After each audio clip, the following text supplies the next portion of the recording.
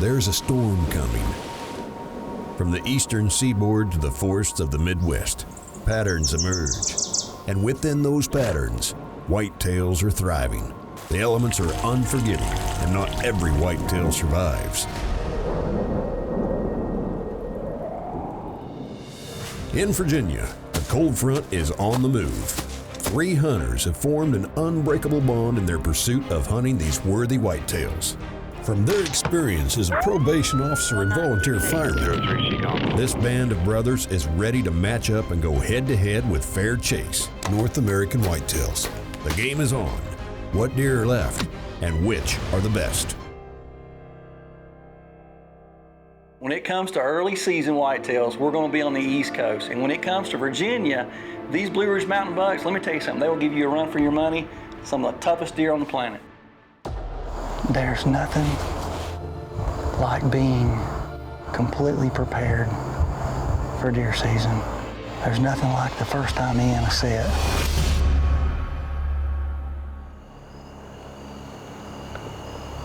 Hey, do you have him right in there?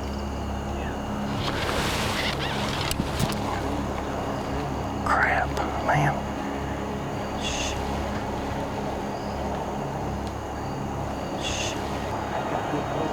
I ain't got no shot now. I ain't got no shot. Here we go. Season 3, Red Rising.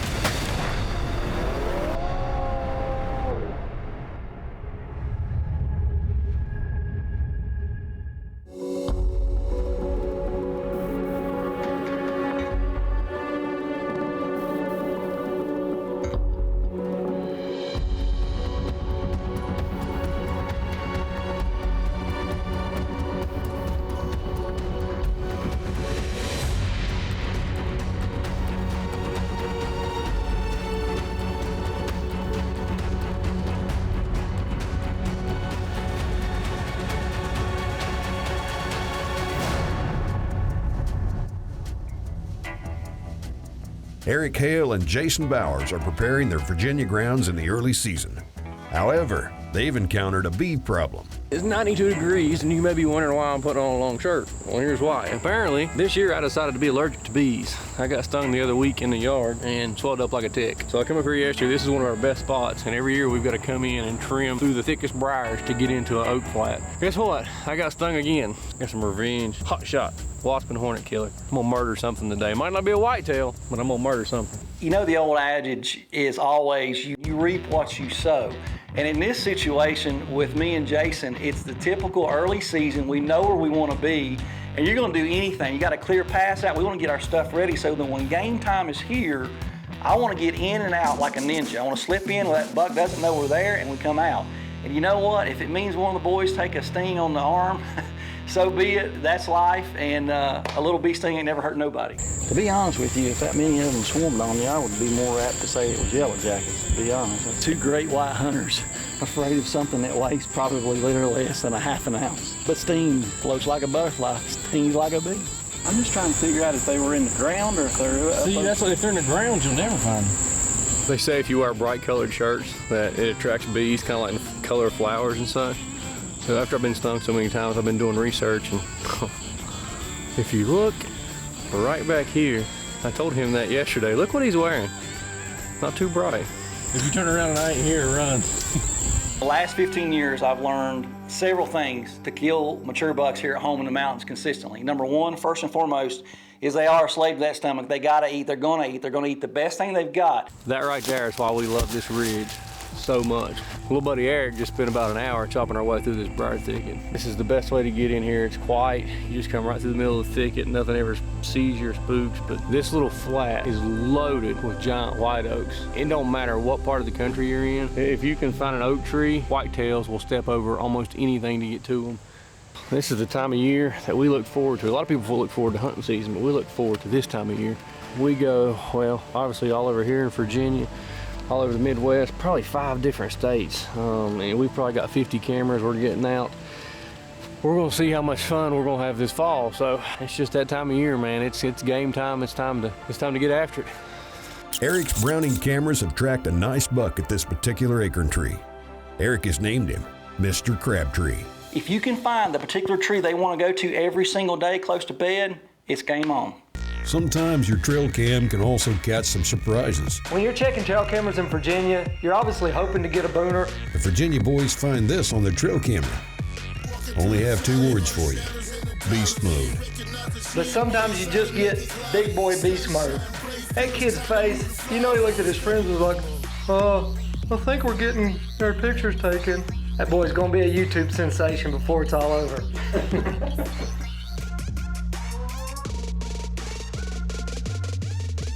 The season is off to a rocky start when, after leaving from checking the cameras, Eric ran into a problem.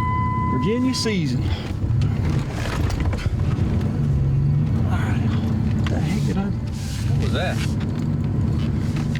I don't know, I hit something. Must have been a rock. Hold it.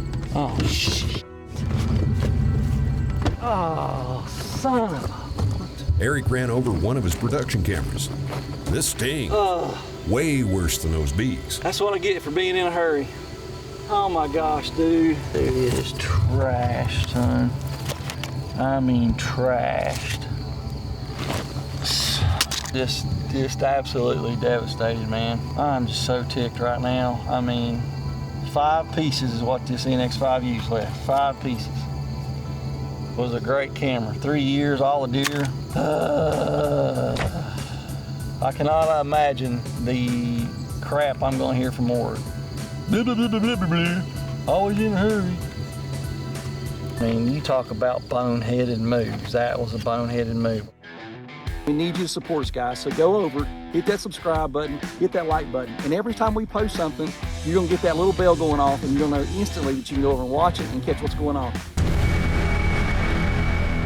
The Red Rising crew has prepped their Virginia grounds in the early season. Eric Hale is hunting after a buck named Mr. Crabtree, who has frequented the Browning cameras regularly. But even with all the hard work, Eric is under no illusion that the journey to kill this deer, or any other, is going to be easy or successful. Super excited. This is that time of year when we just turn and burn. I mean, we got cameras all over the Midwest, all over here at home in Virginia. We're trying to figure out if we got any day walkers, any bucks being consistent. Feel good about it. I think this year's gonna be a good year for us. We just gotta work hard. If I've learned anything over the last 12 to 15 years about hunting whitetails early season in the mountains, there's 2 things that are extremely prevalent. Number 1, I've got to get super close to where he's sleeping. Number 2, I want to find out what he's eating as soon as he gets up out of his bed to go about his daily routine. Put your cameras out. I promise you, you will find the individual tree that they want to go to first every day. And if you can figure that out, it is game on. Seems like every other year this ridge is always dynamite, and it's been a month since we've been in here, and we're basically just, you gotta find that tree where X marks the spot. We can't bait here in Virginia, so when we're actually going out here doing this stuff, I mean, we really gotta key in on 2 things. It's always soft mass for us. It's white oak, scarlet oak acorns, apple trees, pear trees. That's what we hunt early season every year. The game begins to figure out, okay, which tree is a mature buck gonna walk to first? And I swear they're just like people. They got their favorite restaurants, favorite candy bar, that kind of stuff. They're gonna go to the same trees. We gotta find the killing tree right now. It's a hard place to hunt. Man, it is killer results when we got the acorn. This is gonna be a killing spot this year for sure. Now we just gotta find the tree. Nuts. There's deer sign all over right here. They're doing the same thing they've always done. They're working this bench right here and then rolling right over here into this oak flat. Acorns everywhere. I think that's still the killing tree right there. Get these stands hung. I tell you, in the last 20 years, the more you realize just how dangerous hanging tree stands really are. Cool thing about this advanced stand that I love, it's a 3-step process. It's the safest stands I've ever hunted in my life. You really do owe it to yourself to be as safe as you can to go home to your family, because a whitetail deer is not worth getting killed over. Eric and I, we are at one of my favorite spots, one of my best spots at home. It's an oak flat, about 1.5 acres. It's a spot that I got it done 2 years ago on a deer we call Shorty. 2 years ago, Jason Bowers patterned a mountain buck in these Virginia woods he nicknamed Shorty. I think he's 4, man. I want to go see him. After paddling upstream in a canoe to reach his destination, a targeted spot where acorns were abundant, Jason had an opportunity to take Shorty with a bow on his 3rd day of hunting.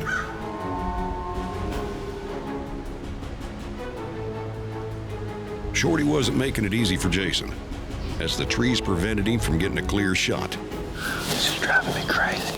But after Jason waited out another nail-biting 20 minutes, Shorty moved enough to position himself between 2 trees and gave Jason the clean shot he was hoping for. Dead ringer, baby. 3rd hunt, and here he is. This is the trophy. You get right in their bedroom, there is no reason you can't kill deer in October. I can't be any happier. This is unreal. If it ain't broke, don't fix it. 2 years ago, Shorty, we're on the same flat. We're hunting a different buck. His name is Mr. Crabtree. We've got the game figured out. This deer is pretty much going to the same set of oaks to eat every afternoon. Once you get from bed to food and you get super close to them, I promise you, man, it's a game changer, and October lull just went out the door. Instead of spending all that work paddling in a canoe, Eric elects to create a clear-cut long trail for access. There's nothing like being completely prepared for deer season. Just a classic pinch point where these deer like to stage, and there's a buck down here we call Mr. Crabtree. If he shows up tonight with any luck, we're gonna get him. So we're gonna introduce him to Mr. Expedition/Victory/Dead Ringer. That is a freight train that I don't want none of it with, so.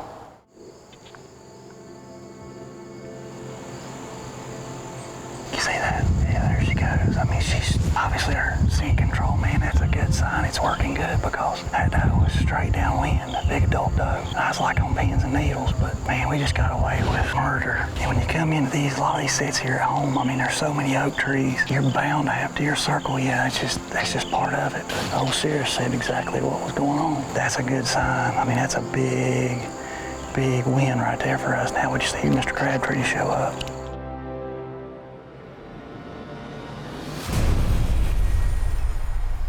Make sure you subscribe and like the page. On top of that, make sure you click the little notification bell. That way you'll be one of the first ones to know when a new video drops. Eric Hale is hunting early archery season in Virginia. He's found the perfect pinch point where a buck named Mr. Crabtree frequents to eat acorns. So far, a doe has showed up, and their cirrus wind indicates they're unfortunately downwind, but their scent control is working like it should. Sitting high up, 30 feet up, this is where our heart is right here. I'm gonna sit down in this advanced seat and I'm gonna chill out. There's a lot worse places to be on the world right now, and this is a awful good one to be. Hopefully, Mr. Crabtree will show up. That's who we're looking for.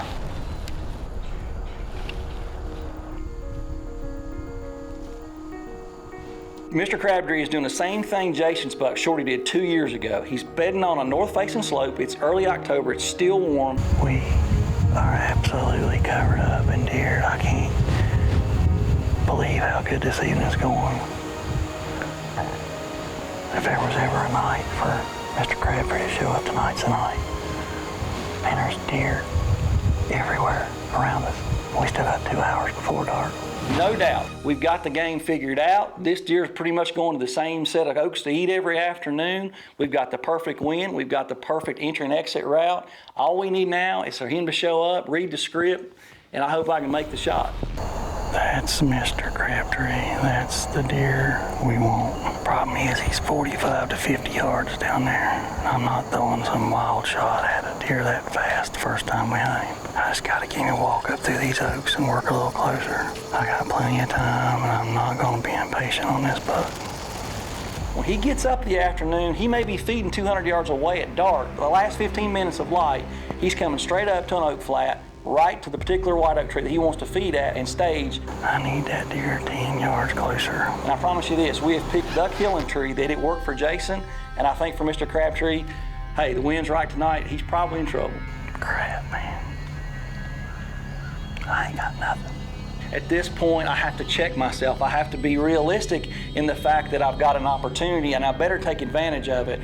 God, this deer's wearing me out, son.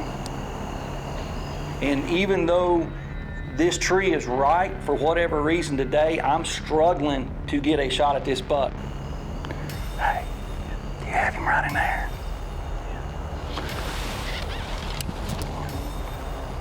Crap, man.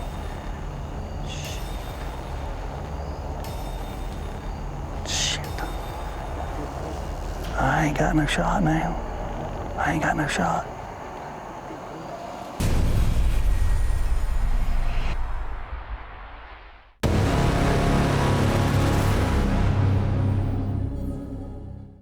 Eric Hale is hunting early archery season in Virginia. A buck he's patterned, named Mr. Crabtree, has made an appearance. However, he keeps circling around between heavy cover and hasn't presented an opportunity for a clean shot. Don't get me wrong, I know we've got the killing tree in the spot. We've got 4 to 6 weeks of intel to tell us every single day where this buck's going to eat, the exact tree. The problem is sometimes the best laid plans have little minor glitches.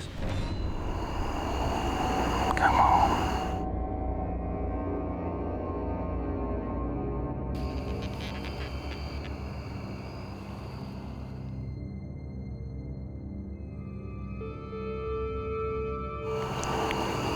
Come on, up the hill.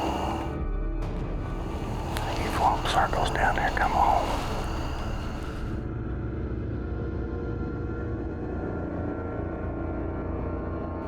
The best laid plans always have their glitches. I want this deer at 25 yards. He's given me a 45 to a 50-yard shot consistently. This deer has been in front of us for probably 15 to 20 minutes. He's back and forth, back and forth. At this point, I have to check myself. I have to be realistic in the fact that I've got an opportunity and I better take advantage of it. Ah, crap, man. He's wearing me out, son. I remember everything I've done for 3 months. I've been shooting hard. It's 47 yards. I'm not letting a deer of this caliber in the mountains in October walk out of my life. If he makes it that 40 yards right there, that log, I'm gonna take him right there. I've hunted with Eric long enough, and I know we are not leaving this patch of woods without Eric taking a shot. There you go. Have you got him? Yeah.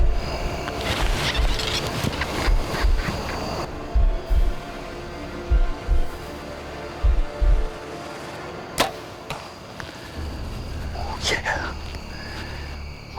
Finally giving me a 40-yard shot, and I don't know, man, I thought I throttled him, but he just wobbled and went over, and he just stepped down into the laurels right there, so I hope he goes down there and lays down.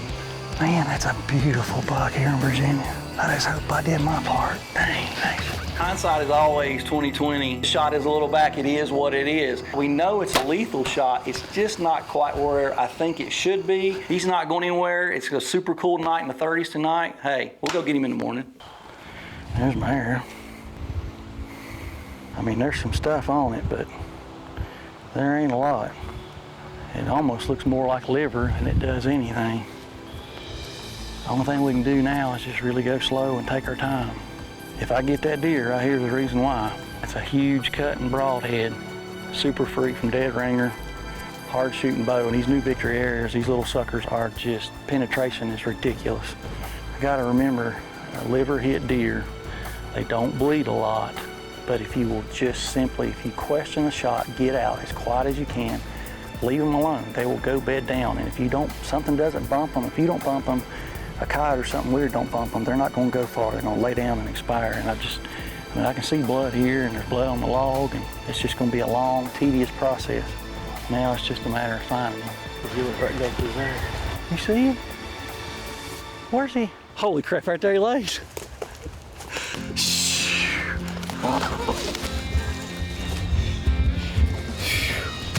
Whew. Shoot. It's hard for me not to be emotional because it's how much this stuff means to us. And last night I realized that in the tree, I couldn't have picked better friends to have done this TV show, because I've never had somebody just honestly go in, help me hang a stand, and then just pretty much just, here he is, brother, let's go kill him. Woo! Give me some. Thank you. I love you, brother. Best feeling on the planet. That's a big deer. I told you last night he was. Dang, son. Oh, he's a whole lot bigger than I thought he was. Look at this deer right here. for Virginia old mountain ridge runners is what we call them. Big, wide spread, long bladed beams. We can see that on his pictures all year. Big brow tines, long brows, man. We love hunting the mountains of Southwest Virginia. Big 4-year-old, our bucks just don't get, 140, 150 like they do in the Midwest at 4. And I couldn't be happier, man. It's an awesome buck. They are hard to kill here. And I tell you what, man, our season couldn't be going any better than it is right now. This is my way to get on the board, and couldn't be any happier, man. What a buck. What a story. Man, what a pretty buck. It just never gets old.